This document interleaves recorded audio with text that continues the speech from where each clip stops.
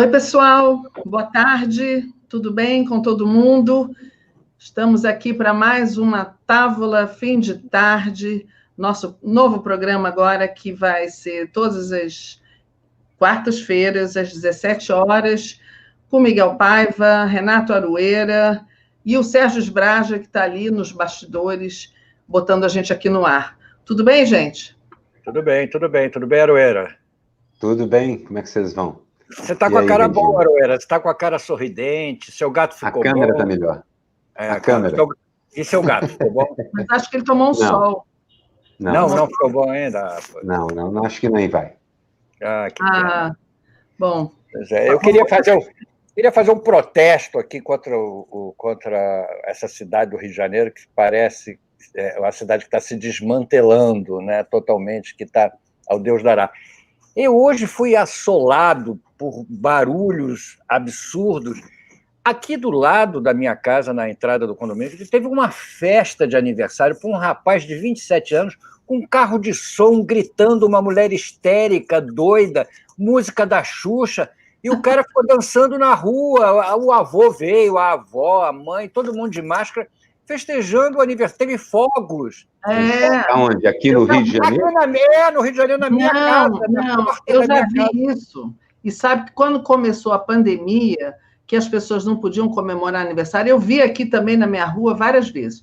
Aí as pessoas contratam um carro que vem cheio de bolas, cheio de balões, isso, tem um alto-falante, alguém falando, parabéns fulano, soltam fogos, tocam música, ficam ali 15 minutos, sei lá quanto. Não, ficaram meia hora, insuportável. Miguel, deixa o pessoal se divertir, Miguel. Mas na rua, os berros, Aroeira. Na rua. Eu já fiz isso. Eu já saí de casa às 5 horas da manhã tocando saxofone. Acaba o aniversário, o Jardim Botânico, que é aqui em frente, que deveria ser um santuário da paz e do silêncio, tem os sopradores e os cortadores de grama que os animais, coitados, não vivem mais, fogem, claro. É uma barulheira o dia inteiro daquele... Eu estava na serra, acostumado àquele... Lógico que eu estava na serra. Paraíso e diga, caiu na cidade de novo. Não, parabéns. Hoje é o dia do seu aniversário, foi demais para mim. O Miguel ficou mal-humorado. Tem que ter um pouquinho mais de humor, porque esses tempos não estão fáceis, né? O pessoal, Miguel, todo mundo é panela de pressão. Esse pessoal está saindo para rua e já está meio doido. Se não deixar apitar, você não sabe o que pode acontecer. Não, eu fiquei quieto. A mulher que falava no microfone lá estava completamente histérica. Imagina se eu vou me meter. Mas esse é um assunto interessante, né? As pessoas estão realmente panelinhas de pressão. Todo mundo já deu o que tinha que dar, já está por aqui com a pandemia. Não, Tem gente muito ajuizada, digamos assim, fazendo estrepulia por aí, descuidando. Me preocupa essa coisa, mas... Tem um assunto interessante dentro dessa linha aí, que é o negócio se as crianças devem ou não voltar para a escola. Há uma discussão... Enorme, com razões de ambos os lados, entendeu? E é preciso realmente discutir isso, porque as crianças não estão indo para a escola, mas o resto tudo está aberto. Elas estão na praia, elas estão na praça, elas estão na lagoa, estão no play. Uma irresponsabilidade não justifica a seguinte, nem a seguinte. Claro, o problema é que está havendo uma irresponsabilidade geral, né? Eu acho que não é só isso, é o mesmo fenômeno. Depois de 4, 5, 6 meses, o planeta inteiro não aguenta mais. E começa ansioso, porque você pensa só, não é só o interesse do ano perdido ou semestre perdido, mas veja as mães e os pais que estão tentando sobreviver com as crianças em casa. Isso, não é o semestre. Imagina o pessoal que tem da classe média já está enlouquecido. Imagina o pessoal que tiver menos poder aquisitivo e está com menos possibilidade de divertir ou de ensinar. O problema é que o ser humano... A gente lembra do coletivo, eu falo que a esquerda sempre esquece do indivíduo. O ser humano é um indivíduo, esse coletivo que a gente persegue, esse mundo coletivo, essa utopia que eu persigo, é formada por pessoas, indivíduos. E as pessoas estão por aqui, enlouquecidas, exaustas. A gente precisava de direção nessa hora. Não só para fazer a coisa certa, mas para fazer com calma, paz... E lembrando que estamos juntos, o que é impossível com a atual estrutura do país. O problema, gente, o grande problema é que a gente ficou muito à deriva nessa pandemia, muito sem sem um poder direcionando, acolhendo, dizendo o que fazer. E aí as coisas foram sendo feitas. Alguém entra com alguma coisa na justiça para funcionar o shopping, aí abre o shopping. Então, não teve um planejamento, né? Então, tem muita gente de classe média que não quer que os filhos voltem para a escola, tem medo. Embora trabalhem, estejam trabalhando em casa, enlouquecidos também, sem conseguir trabalhar direito. Outras que precisam voltar para trabalhar e não têm onde deixar os filhos. As pessoas com menos condições, essas já voltaram a trabalhar e estão deixando os filhos sozinhos ou estão pedindo para alguém tomar conta, como sempre fizeram, né? Porque as crianças que vão para a escola já são um pouquinho maiores. Então, eu acho que o principal problema é a falta de planejamento e que faz com que tudo seja caótico. Aí o shopping funciona antes da escola, quando a escola deve voltar antes. É uma discussão que eu não sei, eu realmente gostaria de preservar as crianças e os professores, mas é uma coisa muito complexa, não dá para a gente ter uma opinião, porque a gente não tem uma direção, né? Um plano. Isso que falta. Nem a gente tinha uma pauta que nem é exatamente essa. A gente já começou o programa chutando a pauta. Chutando a pauta. Então, a anarquia começou daí. Vamos para a pauta. Vamos para a pauta. Deixa, antes da gente ir para o nosso... Tem muitos assuntos hoje. Eu queria dar as boas-vindas à Lúcia Salles França, que é novo membro aqui do 247. Obrigada, Lúcia. E muita gente dizendo boa tarde, a Sônia Mourão, Elane Almeida, de Belo Horizonte, Sheini Moura, Marcos Mota, um monte de gente aqui já esperando aqui. Aí, Elizabeth Viegas Martins dizendo, concordo com o Miguel, uma barulheira danada, o Aroeira podia ir tocar o sax, que seria muito bom, muito melhor. Tem um cara que toca sax aqui na frente da minha casa, toda quinta-feira, ele para o carro aqui, fica esperando a esposa dele, está trabalhando, ele fica tocando sax, uma figura ótima, eu não tenho nada contra a música. E a Sônia também está dizendo, Aroeira, minha total solidariedade, perdi 2 gatinhos em agosto, de repente, enfim, está tudo... A gente entende isso perfeitamente. Isso dá até uma pauta, né? Porque existem 2 doenças de felinos aí, e o Rio de Janeiro é um foco, que é FIV e FeLV, e acaba... as 2 se escondem bem, e de repente você é surpreendido com isso é doença do sistema imunológico e também sistêmicas, ou seja, o gatinho passa a ter várias doenças. Ele está aqui do meu lado, estamos fazendo ele ficar por aqui, feliz, enquanto estiver feliz, enquanto for um gatinho, vai estar aqui. O gatinho da minha filha teve uma coisa de peritonite, uma coisa também muito estranha, um gatinho pequenininho, enfim, uma tristeza. Mas vamos lá, gente, olha só, a gente podia... Qual é a nossa pauta, Regina? A nossa pauta são várias, nossas pautas. Mas eu ia pedir para o Sérgio botar aí o nosso card do dia, ou a nossa charge, porque a gente vai voltar ao assunto Caetano, que a gente falou semana passada, por conta do filme, do documentário Narciso em Férias, por conta também daquela entrevista que ele deu lá para o Bial, e agora ele deu uma nova entrevista para a Globo News, na semana passada, falou quase 1 hora, e falou tudo que ele quis, e pela primeira vez eu vi na TV, na Globo News, né, na Rede Globo, alguém dizendo assim, deixei de ser liberaloide, não sou mais bobo.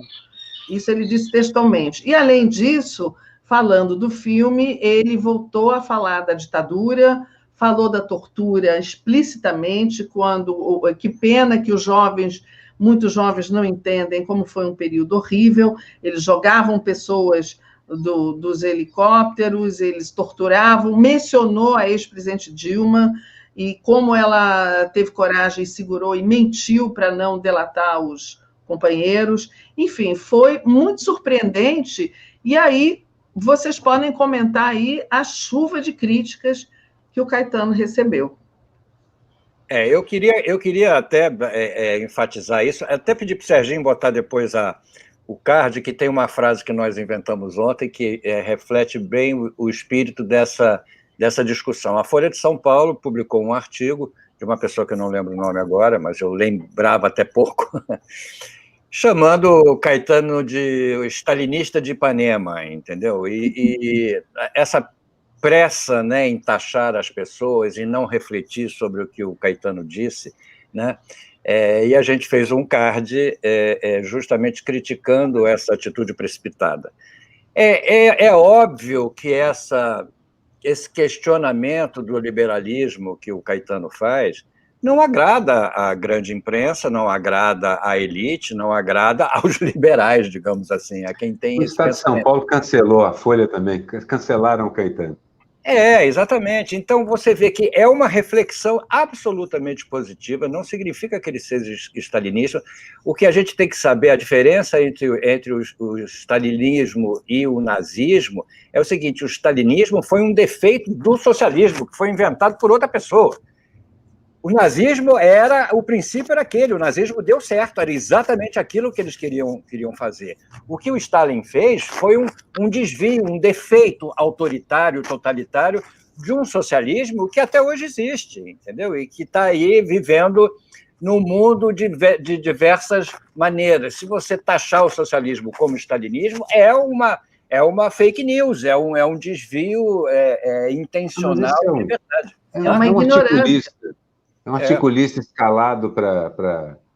autoescalado, talvez, mas de qualquer modo escalado. A grande imprensa faz isso para responder ao Caetano, porque o Caetano é muito importante. É muito, muito, muito importante, e, na verdade, ele justifica, ele é a base ideológica e intelectual de uma parte grande da classe média com a qual a gente convive. Quantas e quantas conversas eu não tive com pessoas muito inteligentes e lúcidas que agora estão um pouco atônitas, mas estão buscando saber o que é isso que o Caetano está falando. Mas, olha, o Caetano, fazer uma ressalva aqui, e ele também fez essa ressalva, o fato dele dizer que ele abandonou as ideias liberais, que ele entendeu, depois daquela conversa com o João de Manuel, depois de ler aqueles livros, ele abandonou o liberalismo, e ele repete nessa entrevista que isso não quer dizer que ele esteja defendendo o socialismo. O Caetano nunca foi socialista e ele diz isso, mas o fato dele não ser mais liberal já faz com que essas pessoas já digam que ele é, inclusive, stalinista. Mas tem uma coisa, ele diz até mais, ele disse essa parte que eu acho até mais importante, é o seguinte, que a comparação entre o stalinismo e o nazismo é uma mentira da mídia. Ele falou, ainda aponta para o Bial e fala, vocês fizeram essa comparação querendo dizer que é tudo a mesma coisa, e não é. Essa talvez seja uma das coisas mais importantes que foram ditas nos últimos anos. Vocês, da imprensa, fizeram essa equiparação e ela é falsa. E quem diz isso? Bom, um dos maiores intelectuais, vamos ser realistas, o intelectual brasileiro, Caetano é um deles. É um cara que tem falado, pontificado e pensado e cantado o Brasil. E nós todos vamos atrás de muita coisa do que ele fala. Exatamente. É isso que eu acho importante, enfatizar essa não é se o Caetano é socialista, stalinista, tropicalista ou desvirilizante. Ele pode ser o que ele for. O que importa é que ele disse na Globo que essa comparação que vocês fazem é para enganar trouxa, é mentirosa, entendeu? Então é o seguinte... E vocês fazem, exatamente, a imprensa. Exatamente, que vocês fazem, a imprensa, exatamente. Então isso foi importante, foi um fecho bacana para essa discussão em cima do Caetano. Esse jornalista da Folha de São Paulo só pagou um mico enorme, entendeu? E vamos em frente. Caetano é muito maior do que isso. Passou vergonha, né? Como o pessoal gosta de falar. Exatamente. Passou no crédito e no débito. Exatamente, no crédito e no débito. E aqui, a Ida Maria, nós falamos aí que a Folha e o Estadão cancelaram o Caetano, e a Ida Maria está dizendo, nós cancelamos o Estadão e a Folha. Isso aí, exatamente. Eu continuo lendo. Eu também leio a Folha, e leio o Globo, são os dois jornais oficiais. Eu quero saber o que eles estão pensando. Lógico. Tem essa capacidade de reportagem, o dinheiro para pagar o custo de um repórter, de obter uma informação, às vezes eles têm muita coisa importante. As conclusões que a grande mídia tira é que eu não gosto. Como eu assisto a Globo News, está aqui vendo agora, teve uma revolta no presídio em São Paulo. Está a polícia toda lá, entendeu? Enfim, está acontecendo agora. Houve também o primeiro saque, né? O primeiro saque. O primeiro saque a gente nunca esquece. É assustador, porque o tecido social já está esgarçado. Aí você começa a ter uma pressão maior e os caras querem isso, inclusive. Claro, para justificar a repressão, a violência. Para reprimir, exatamente. O Felipe Neto cancelou o Lula, é verdade, como a Vera Barbosa falou agora. Ele fez isso uma vez, Olha só, eu acho até que a gente devia ter um programa, hoje não é a nossa pauta, se der tempo a gente fala um pouco, mas eu acho que o próximo a gente podia falar sobre essa moda agora do cancelamento das pessoas. Eu acho que a gente tem muito que falar sobre isso. A gente estava pensando num programa sobre esse documentário interessante. A gente está pensando sobre ele e ele encaixa muito bem com esse assunto. O cancelamento encaixa nisso. O cancelamento é um fenômeno típico do algoritmo, da maneira como a sociedade está se organizando em torno do algoritmo. E nós vamos fazer muito em breve, daqui a pouco, talvez semana que vem, a gente faça um programa sobre Acho que dá para ser semana que vem, vamos ter um convidado bem bacana, vai ser bem interessante esse programa. Vamos dizer qual é o documentário, para que todo mundo... para que todo mundo veja. O Dilema das Redes, na Netflix, a gente recomenda todo mundo ver para a gente fazer essa discussão aqui na próxima quarta-feira, né? E aproveitem e vejam o outro também, que também é da Netflix, que chama Identidade Hackeada, não é isso? Os dois são muito interessantes, porque focam nos processos que conduziram Trump e Bolsonaro ao poder, o Brexit e assim por diante, porque, na verdade... falam da eleição do Bolsonaro, falam da eleição do Trump, mostram a influência nefasta que o Facebook teve e continua tendo.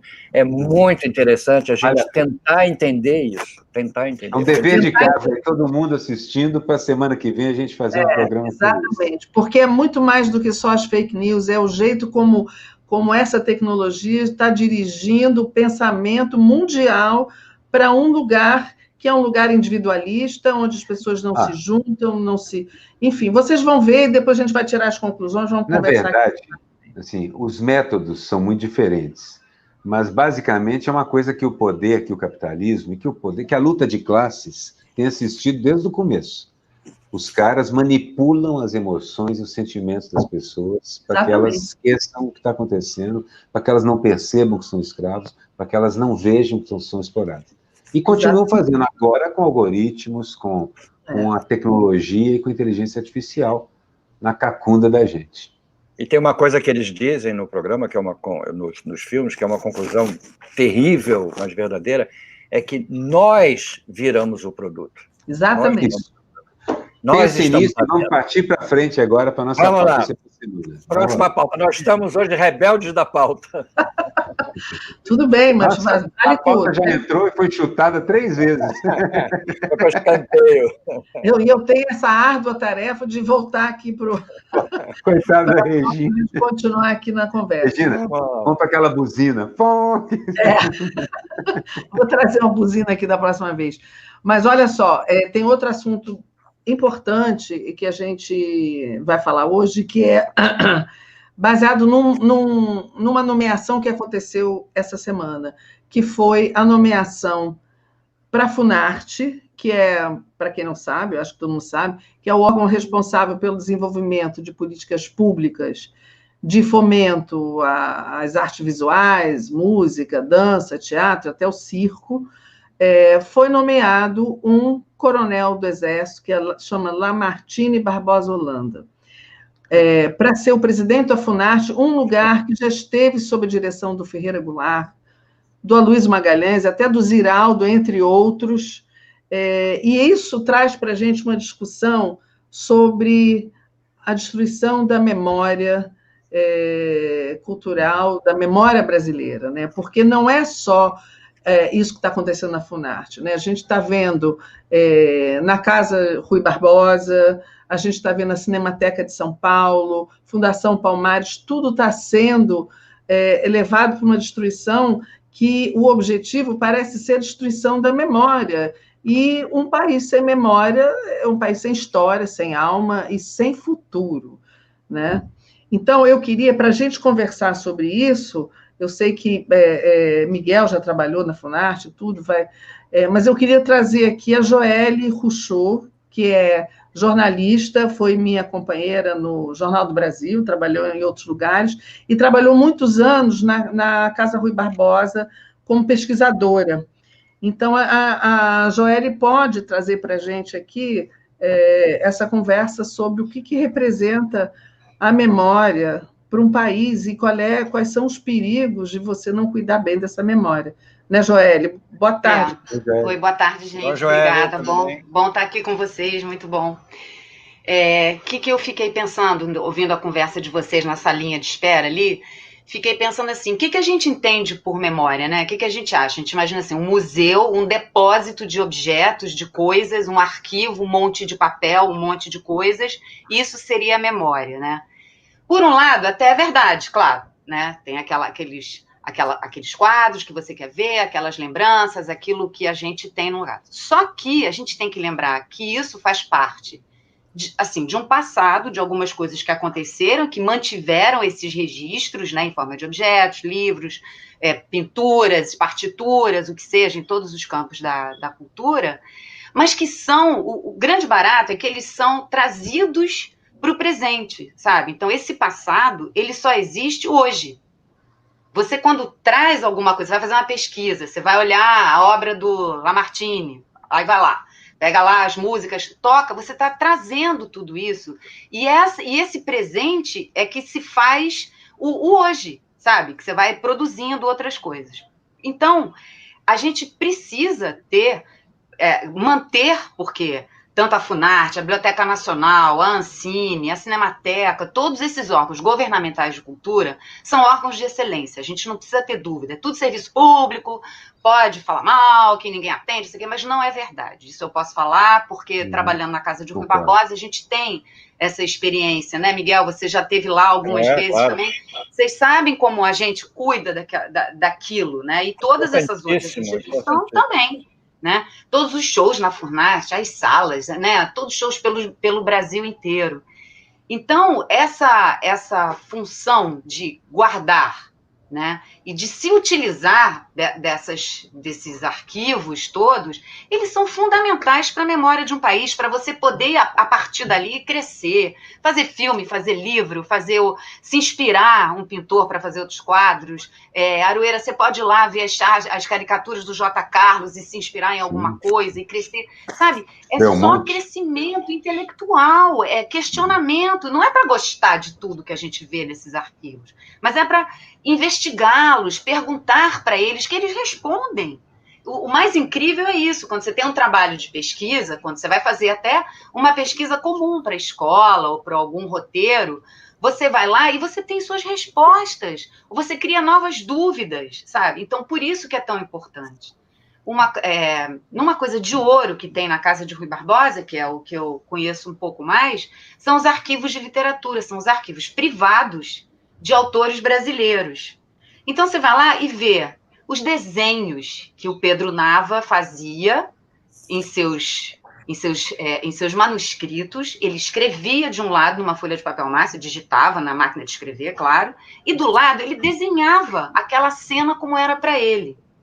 Né? Isso dá um filme, isso revela como é esse senhor, isso dá tese, isso dá diversão, isso, sabe, assim, a caixa de música do Cornélio Pena, que era um troço gigante, assim, super bonito. Tudo isso tem que ser guardado e cultuado para qualquer pessoa ir lá e poder mexer, brincar com aquela caixinha de música, ver as cartas do Drummond, ver as cartas do Bandeira, né? Ver o arquivo do Rui Barbosa, que é super legal, ver o cardápio do último jantar na Ilha Fiscal, tá lá, tem um monte de coisa lá, mas não é só isso, né? Nós temos um amigo que reproduziu o cardápio. Reproduziu? É super legal, imagina, como que a gente ia imaginar tudo isso? Eu acabei de ler um livro de um autor chamado Samir Machado de Machado, um livro assim, chamado Tupinilândia, né? Ele a história de um cara dos anos 30 que viu a chegada do Walt Disney aqui, começa com uma entrevista, e depois ele vai criar uma Disneylândia Tupi, né, lá no Pará, lembra Fordlândia, isso.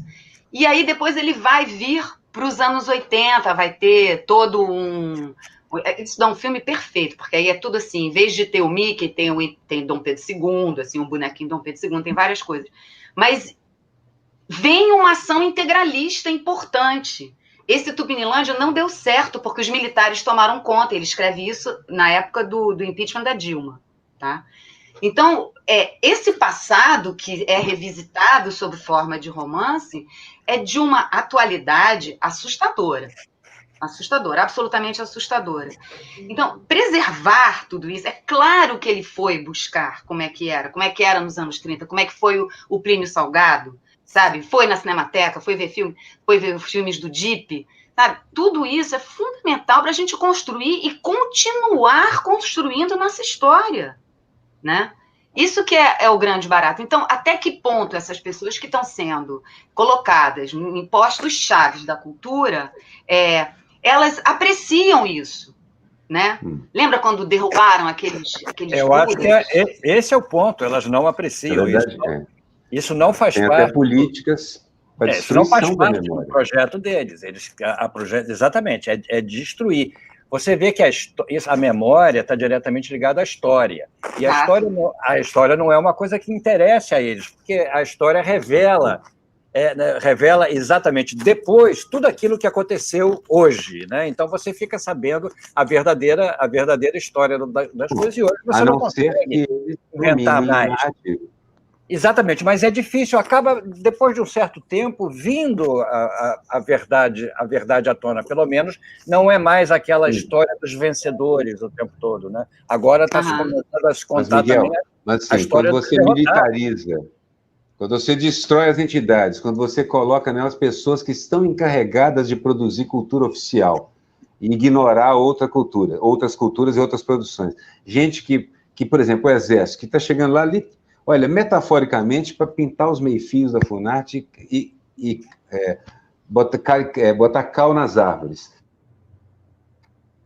E o seu áudio? Seu áudio... Isso.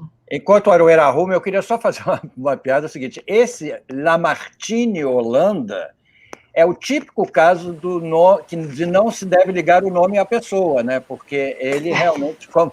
diretor da Funarte, ele tem um nome absolutamente artístico e não tem nada a ver com o diretor da Funarte. Então, não ligue o nome à pessoa, entendeu? Que não tem nada a ver. Mas parece que ele tem uma experiência em vídeos do Exército, sabe? Vídeo do Exército, exatamente. Só vídeos do Exército. Agora, o que são esses vídeos, realmente eu não sei. Eu não consegui ver também. Não, é isso. Meu problema com eles é esse. É que eles vão contar a história do ponto de vista... Eles são especialistas em modificar a história.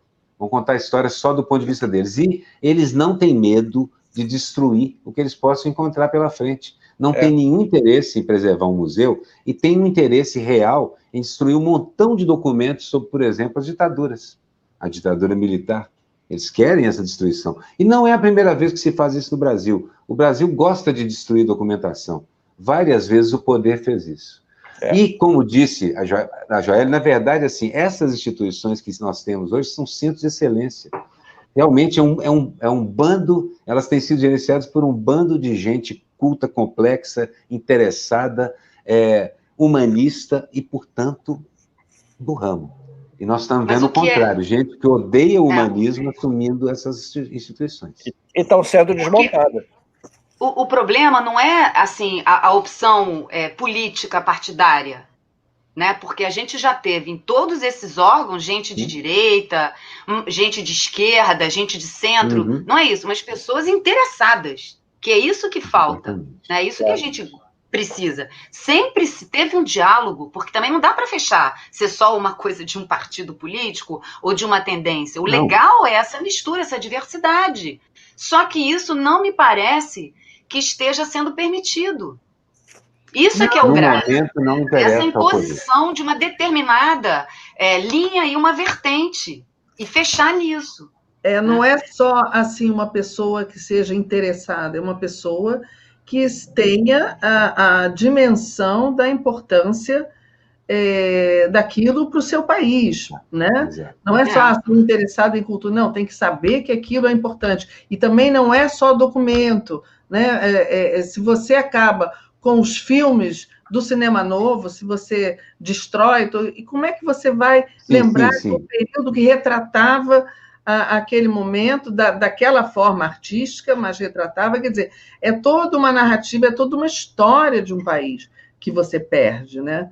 Na verdade, todos esses são documentos, né? Cada filme, cada desenho do Pedro Nava, a documentação que eu me refiro é essa. E aí é que está. Concordo com a Joelle. Não importa muito quem esteja no poder. Geralmente, os curadores e gerentes dessas casas, no país, no mundo civilizado, são gente interessada do ramo, com arsenal e ferramentas para lidar com isso. Exatamente. Nesse tipo de governo, nesse tipo de governo, quando o fascismo se instala, o interesse é apagar a informação, é retirar qualquer verba e dinheiro para esse tipo de instituição e colocar naquilo, eu falei brincando, caiar a árvore e pintar meio fio, mas basicamente as atividades duras, que é isso que o Exército sabe fazer. E mais ou menos, tem minhas dúvidas atual. Então, esse, para mim, é o problema principal. É saber que, de repente, as instituições morrendo, acabou. Nós vamos ter que reconstruir a partir de fragmento de novo daqui a 10, 20, 30, 100, 200 anos. Eu queria pedir depois para o Sérgio colocar a charge que eu fiz hoje, que é sobre isso, sobre a Funarte, fiz uma referência até àquela coisa das piadas de caserna, né? Que era uma coisa que nas seleções de Reader's Digest tinha. Faz parte da nossa memória também, né? Está nesse livro que eu falei, do Tupinilândia, tem uma referência. Piadas de caserna. Se você não tem as seleções, como é que você faz, né? Pois é. Aí o general dizendo, sabe escrever, tinha aquela piada, né? Quem é que sabe escrever? Todo mundo levantava o dedo, assim, sabe escrever, então vai limpar o banheiro. Toma a vassoura, vai limpar o banheiro. Aí eu fiz um pouco essa referência. Sabe escrever? Ótimo, pode varrer o pastel. Aí ele disse, mas eu queria ser presidente da Funarte. Entendeu? Então você vê como está desmantelado, como está desmerecido, desvalorizado, tudo aquilo relacionado à cultura, à nossa história. Entendeu? Isso tem uma razão, né, Miguel? Porque assim, eles estão convencidos, esses que estão no poder hoje, eles estão realmente, essa paranoia deles é real. Na cabeça deles, eles acreditam mesmo que há uma conspiração cultural. Comunista. E eles leram, às vezes eu acho que eles leram Gramsci melhor do que a gente, porque eles saíram desmantelando exatamente aquilo que Gramsci fala, assim, é a cultura que segura a empatia, a concepção de que o outro importa, é essa teia que faz isso. E os caras saem desmantelando com o objetivo de acabar, eu tenho a impressão, com qualquer ideia de empatia. Eles são o pessoal duro do Velho Testamento, né? A tua questão embolada, assim, faça bem, se não fizer castigo, joga um raio. Quem errar, morre. É uma coisa muito bruta, cruel e violenta, e o que é pior, eles convenceram a parte significativa da população mundial de que isso é uma solução. Então, a ideia dos caras, que o meu grande pavor é, larguem os feridos, larguem os que não chegarem no topo, larguem, deixa morrer. É aquilo que a Europa faz com o migrante, deixa morrer no mar. É o que nós vamos fazer com a nossa memória, deixar ela morrer no mar. Não, mas a gente não vai deixar, não. Não, claro que nós vamos chutar o balde.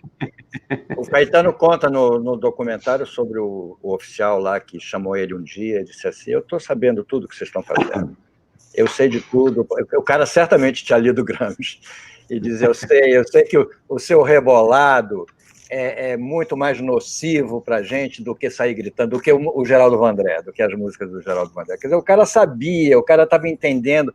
Por isso que incluíram o desviralizante junto com o subversivo. É verdade. O projeto era esse. Mas eu acho importante voltar também nessa questão que a Joelle levantou, que é o seguinte, a função dessas estruturas e organismos não é puxar a brasa para um lado ou para o outro. É simplesmente recolher toda essa documentação, como se fala, com gente que sabe como tratá-la, organizá-la e disponibilizá-la. Porque você tem razão, aquilo é semente. Não só. Aquilo é semente. E criticar esse material, produzir pesquisa, né? Produzir livros, produzir filmes, ir atrás disso para ir construindo o futuro. Né? Isso que eu falo da coisa de trazer o passado, a memória, esse passado, ele só vem porque a gente está no presente, senão ele vira só um depósito, a gente vai bem além. Você falou do Pedro Nava? Né? Que filme, você tem razão, que filme não daria a vida do Pedro Nava? Não é? Maravilhoso. Uma biografia, com aquele final... Putz, né, que saída, apoteótico, na glória ali, na glória. embaixo do Filmaço. lampião. Entrega isso para um dos cineastas tão talentosos que a gente tem aí, Chico, dá o material para ele, bota dinheiro na mão e você não vai ver como é que esse negócio não fica espetacular. E ele pode até pegar material de arquivo da Cinemateca, de não sei o quê, e enxertar no filme de ficção. Por enquanto temos. Eu acho que assim, é uma das campanhas mais importantes hoje em dia, é a preservação disso e combater. Muita gente diz que essas coisas são diversionismo do governo, e eu, há um tempão, há um ano e tanto que eu falo isso, não é diversionismo. Isso é pauta, e eles estão implantando essa pauta de destruição da cultura brasileira. Destruição nos seus insumos e na produção, destruição na sua memória, na organização dos acervos. Eles querem, não vai deixar nada. E a cultura que eles vão colocar no lugar é gerida por militares ou por evangélicos linha dura. Gente muito fechada. É assustador. Que eles produzam filmes, é ótimo, produzam, entrem no caldo. Mas se você tem a orientação do país toda para cima disso, não parece nada com a nossa tradição, inclusive. Não tem nem a justificativa. Não, historicamente, nós somos protestantes. Não. Isso é uma coisa que tem 70, 60 anos que está acontecendo no Brasil. Não podemos deixar essa inversão acontecer, né? Massacre de religiões E tem o ponto do negacionismo também, né? Quer dizer, não existiu ditadura, não existiu holocausto, não existiram um monte de fatos que estão aí, né? Se você juntar isso tudo, esse projeto de destruição, com a força que essas novas redes sociais estão tendo, né, é um pacote perfeito para você realmente preparar o campo para eles por muitos anos, entendeu? E só queria lembrar que a Joélia até me relembrou aqui o outro filme da Netflix é Privacidade Hackeada. Não é identidade, é privacidade. Não é identidade, privacidade. É muito ad. Alguém colocou isso aqui, uma pessoa aqui do nosso... Mas hackeia essa identidade também. Também, a população brasileira é indígena e nem faz ideia de que é. A quantidade de índios que no Brasil esqueceram que são índios, não lembram mais, não tem mais a cultura e acham que são brancos. Muito bem, tudo bem, mas essa perda de memória me dói. Me dá a sensação de as pessoas soltas no mundo sem conexão com o seu passado. Isso é triste. Falta um chão, né? Parece que tem medo do passado, medo da história, né? Medo. Nós não conhecemos. Precisamos conhecer, gente. O passado não é só muito bom de ver, de perceber, de lidar, de entender. Mas ele é uma ferramenta danada para a gente não fazer muita bobagem. Exatamente. Eu acho assim, muito importante essa discussão. O Brasil já tem uma tradição de não ter memória, mesmo com todos esses anos, todo esse tempo em que as pessoas cuidaram relativamente bem, como a Joélia está dizendo, nessas instituições. Agora, vindo aí essa tropa que só está interessada em destruir, é muito preocupante e a gente tem que ficar muito atento, reagir e resistir a isso tudo. Eu queria, Joélia, você foi brilhante trazendo aqui essa conversa tão esclarecedora do que significa a memória de um país e baseado no trabalho que você fez, quer dizer, você botou a mão na massa, você sabe exatamente o que é isso. Então, queria te agradecer muitíssimo a tua participação, foi super esclarecedora. Eu que agradeço, é tão bom falar disso. Te convidamos para voltar numa próxima vez, falando disso ou de qualquer outro assunto que você queira. Tá bom? Obrigada, Miguel. Prazer te encontrar de novo, Joélia. Também, beijo, gente. Tchau, obrigada. Vou ficar aqui na sala de espera. Tá bom. Deixa a gente... Queria só lembrar que o mais triste dessa história toda que essa história que está sendo negada, que está sendo destruída, essa cultura que está sendo desprezada, que está sendo colocada de lado, isso tem um apoio da elite também, isso tem um apoio de boa parte da elite que a ela não interessa, que é aquela elite que só interessa. Agora eu não sei nem como é que eles estão se virando com a história do Paulo Guedes aí, que está sendo meio fritado, entendeu? Mas essa elite que só está interessada na meritocracia, nos números do mercado, na bolsa, na valorização, no enriquecimento, nessa coisa toda, não está nem aí o cinema brasileiro, para o teatro, para a cultura, para a arte. Não, eles, quando sobra um dinheiro, eles vão lá para fora, lá eles vêm, porque lá é uma coisa nobre, que faz sentido. Aqui não interessa em nada. Falou do Paulo Guedes, Miguel, mas, na verdade, a elite, que é muito bem representada no jornalismo brasileiro moderno, grande jornalismo corporativo, estava indignada com o Bolsonaro porque ele tinha freado o Guedes quando o Guedes falou em congelar a aposentadoria. A elite quer que congele a aposentadoria. Claro! Não só congelar a aposentadoria. Exatamente esse. A gente podia até mostrar as charges, Aroeira. Vamos. O tira bom e o tira mal. Que jogo é esse, gente? O tira. Depois eu tenho uma charge oral, uma charge falada. Não deu tempo. O tira bom e o tira mal parece um jogo que o Bolsonaro está jogando com o Guedes, de certa forma, aquele negócio. E o Guedes não liga de ser um cretino idiota que todo mundo abomina. Então ele sai falando o que dá na telha, o que colar colou, e o Bolsonaro se aproveita. Porque no dia seguinte ele nega o que não deu certo, o que o Guedes disse que pegou mal. Lá vai o Bolsonaro colher os louros negando aquilo. Agora, gente, quem é que acredita nessa pantomima de o presidente da República simplesmente não manda no seu ministro da Economia? Isso é ridículo. A gente sabe que é uma encenação. Mas cola. E hoje ele estava falando que os ovos são caros também, não é só arroz, né? Por isso que eu fiz essa charge aí dos ovos. E o Guedes tem um saco de ouro também, né? Porque a ele interessa ficar lá de qualquer maneira, porque o mercado espera dele essa atitude, que ele fique lá. Mas o Guedes pensa nos contatos futuros, eu acho. Exatamente. É um homem de mercado. Eu tinha até pensado numa charge que era o Guedes a favor do congelamento, né? Não só do congelamento, mas de congelar, inclusive, os velhos também. Congela a aposentadoria e aproveita e congela os velhos, porque aí resolve a questão toda.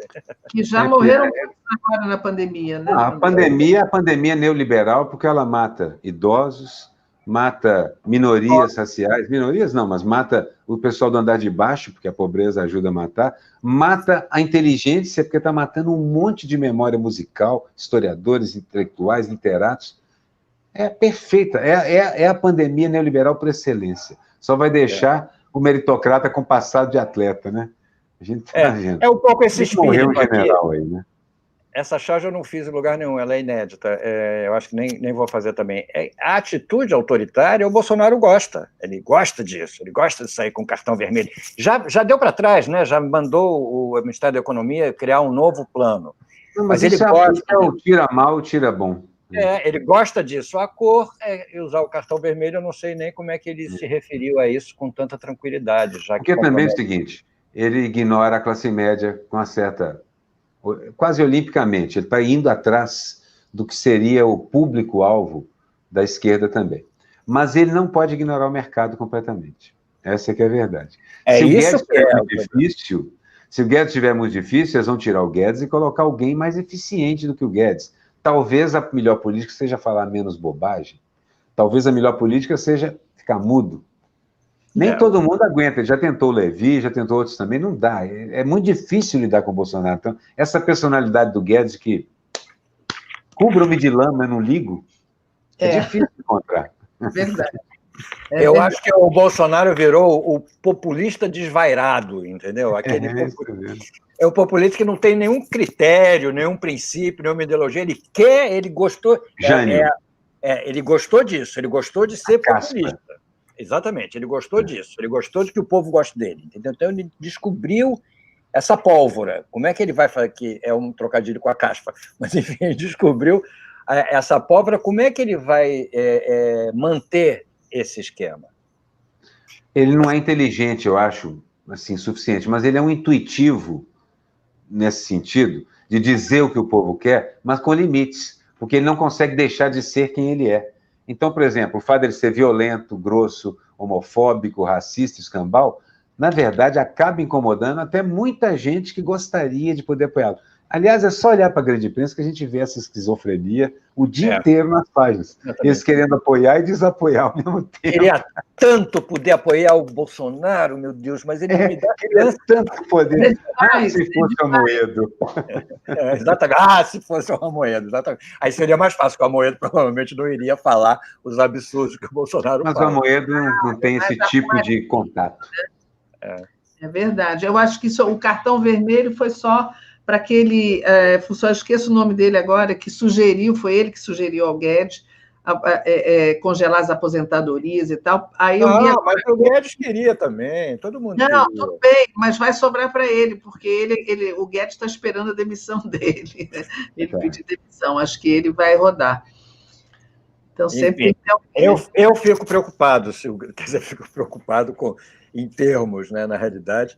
Eu estou ali no limite de querer ver o circo pegar fogo, mas não vamos dizer isso em público. O problema é que assim, a gente tira uma pessoa horrível e vem uma pior. Exatamente. Exatamente. O risco é esse, eu estou preocupado com isso. Se sai o Guedes, porque o Guedes, pelo menos nesse tempo, a gente já conhece. E uma coisa interessante, eles estão sem quadros. Eles estão colocando veterinário no lugar de artista plástico e artista plástico no lugar de veterinário. Eles estão general na Funarte, general na Funarte. Mas não é assim, há um limite, porque até mesmo no Exército começa a haver um zum-zum sobre um montão de militar acumulando salário de um lado e de outro, né? Recebendo dinheiro dentro da máquina pública e recebendo soldo. E esse negócio, dentro do quartel, cria castas que eles não gostam. Não é tão simples administrar, nem o fascismo, gente. Eu acho. Isso Esses caras não são competentes. Esse tapete aí que cobre o pavimento do Supremo, da Justiça Brasileira, já está ficando cheio de coisa debaixo do tapete. Vamos ver até quando eles aguentam caminhar em cima desse tapete. Eu faço muitas vezes a charge que assim, é um morto-vivo, já fiz com um montão de gente, caminhando nos tapetes, e aí entra o segurança. É proibido se decompor no tapete do Senado. Eu me lembrei agora, exatamente. É proibido se decompor no tapete do Senado, porque os caras se decompõem na nossa frente, sujando aquilo tudo de órgãos, ossos. Não, e imagina que já não está debaixo do tapete, do que eles já colocaram para debaixo do tapete. Junta aí cheque de Michele, morte de Marielle. O Chico e o Paulo. Eles dizem que não precisa nem fazer piada nova, é só fazer a piada e segurar ela, porque o país vai passar por ela várias vezes. Fica segurando e o país passa, exatamente. O país passa pela mesma piada várias e várias vezes. Mas é verdade. A gente está rindo, mas é de doer. Essa história de você não saber a história do seu país, ela se repete, e ela vai se repetindo, né?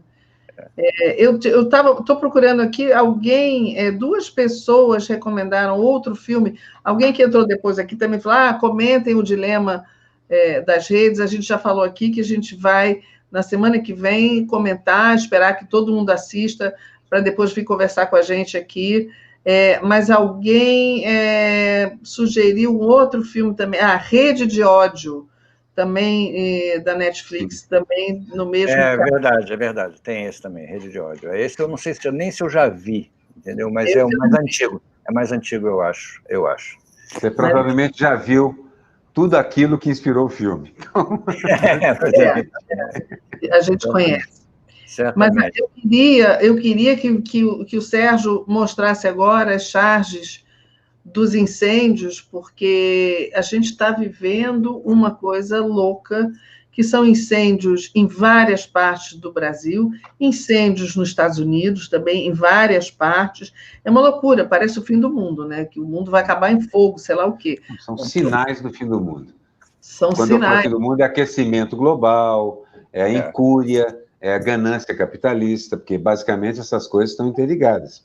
Não haveria aquecimento global sem essa produção maciça e desnecessária de bens. E se você encarasse esses incêndios com uma postura de querer combatê-los, né, de verdade, encarar que parte é culpa do homem que foi lá e colocou fogo. A gente viu vídeos já dos fazendeiros no Pantanal colocando fogo.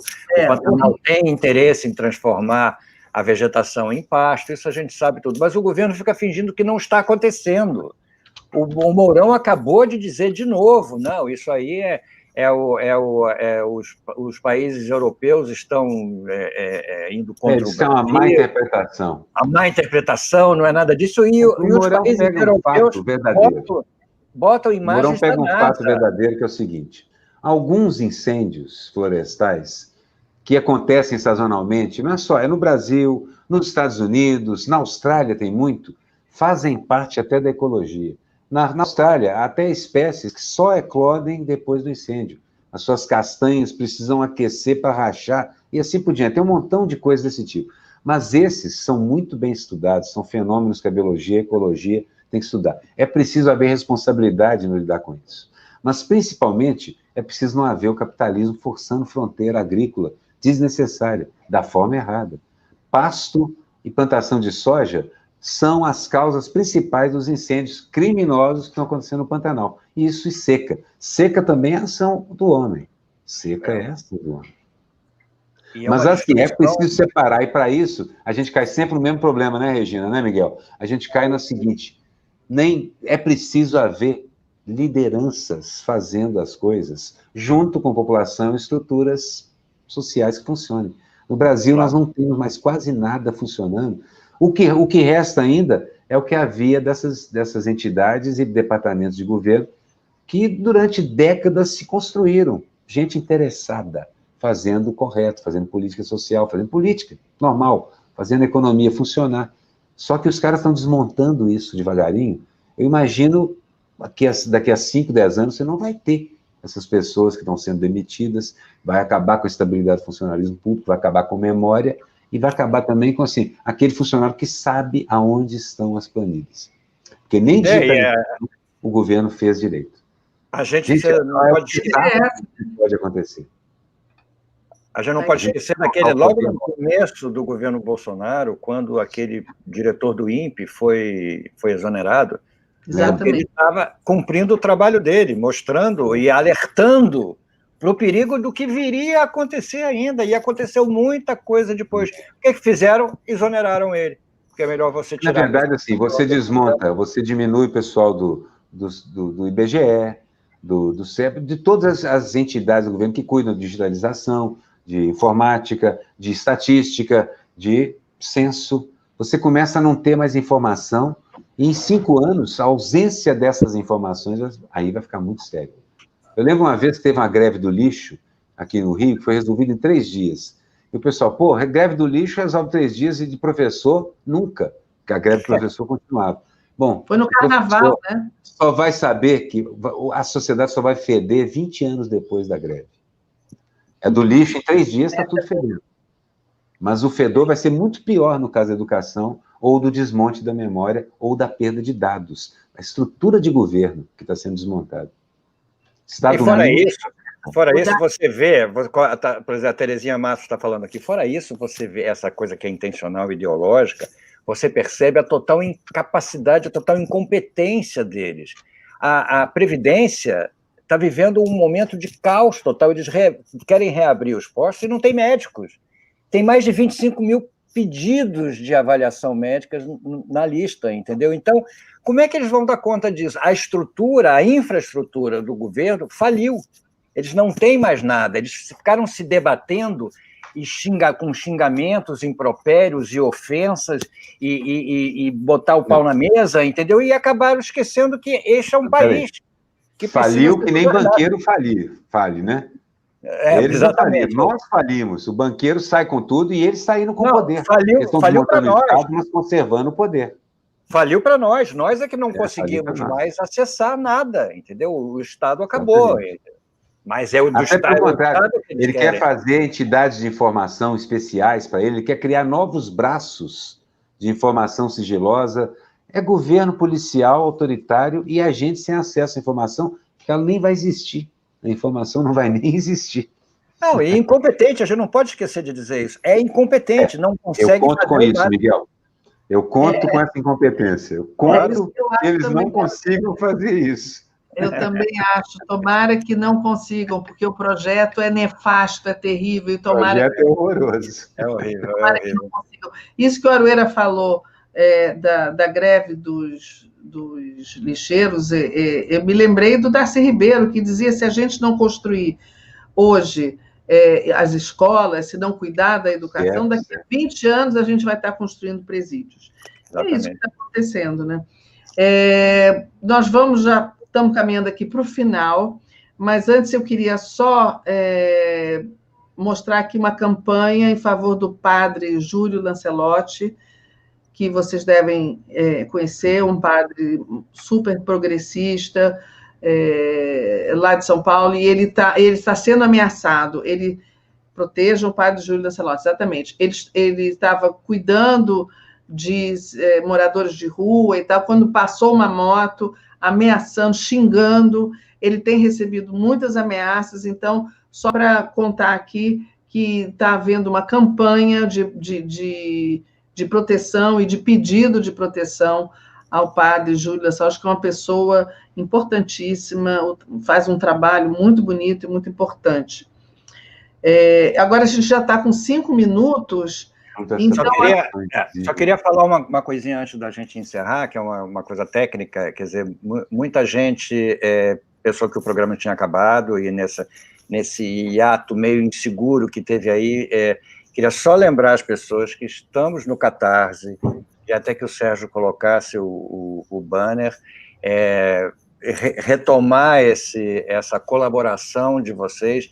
Muita gente se manifestou de lado do Catarse sem saber se o programa ia continuar ou não, então eu estou reafirmando, estamos aqui firmes e fortes, e o Catarse, vocês continuam, eu não sei, deve ter tido algum problema aí para entrar o banner, mas vocês conhecem o projeto Távola Fim de Tarde, do Catarse, que é um projeto de financiamento coletivo, tá bom? Contribuam para que a gente possa continuar aqui conversando com vocês e, enfim, tendo esses momentos agradáveis. Falar uma coisinha aqui também é o seguinte, nós estamos modificando a estrutura técnica do programa, a plataforma é diferente, então, gente, estamos aprendendo, a gente está no caminho e aprendendo enquanto está fazendo. A parte mais de colocar, é provável que a gente consiga já no próximo programa, colocar o Catarse aparecendo num banner separado aqui embaixo, porque o StreamYard permite e tal. Aos pouquinhos a gente vai se entendendo com essa parte, então, e vamos nos entendendo também com a estrutura. Quem sabe a gente até mantém a pauta na próxima vez, né? Mantivemos a pauta, gente. Cumprimos a pauta toda. Vocês falar de tudo, né? A pauta é impressionante. Parabéns a Regina. Para encerrar, a gente vai trazer um vídeo aqui, que a gente está tentando sempre encerrar com alguma coisa cultural, que é um vídeo de um concerto do Nel Gibá, que é um programa de orquestras juvenis e infantis da Bahia, e o Nel Gibá é uma política pública prioritária do governo da Bahia, eles reúnem jovens, crianças, numa orquestra feliz. Vocês vão ver por que é feliz. Então, eu queria rodar esse vídeo e a gente encerra já despedindo de todo mundo. Isso aí. Tchau, Miguel. Tchau, Aroeira. Tchau, Regina. Tchau, Aroeira. Aqui com vocês, toda quarta-feira. Quarta-feira que vem. Isso aí, todo mundo aqui às 5 horas. Isso aí.